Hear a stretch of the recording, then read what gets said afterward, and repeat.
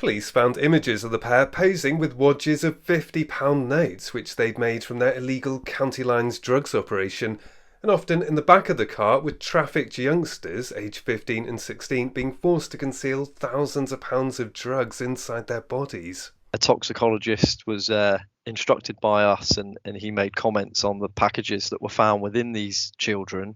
And ultimately, he commented that if these packages were to split inside the children, that this could lead to a number of severe medical conditions, but ultimately it could lead to the individuals, the young, vulnerable children, dying. And police say what made this even worse was that one of the defendants, Itman Ismail, had actually been trained in gang culture and protecting vulnerable young people. The 28-year-old was working as a deputy manager and singled out as a rising star within her care group in London, which tried to help vulnerable young men. A laptop was located in a boot of one of the hire cars that she had used. We located a PowerPoint presentation which was titled by her, "This PowerPoint was all around human trafficking." Over the months, the pair spent thousands of pounds on hire cars and Airbnb trips to the West Country, often trashing the places where they were staying.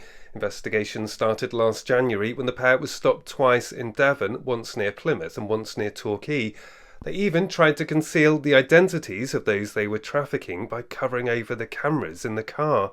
I'm told the 4 youngsters that were identified as being trafficked are now being given specialist support, and investigators who worked on this case tell me one message they'd like to get across to people is that just because you might be caught up in a life of crime, that doesn't mean you need to be trapped in it for the rest of your life. That's a key part of the early investigation, is to try and work out who are the victims and who are those in control. And exploitation takes a number of different forms. It doesn't always involve violence. To some of these young people, the prospect of earning some what they would see as easy money is an attraction, but it's also the way in which they are exploited.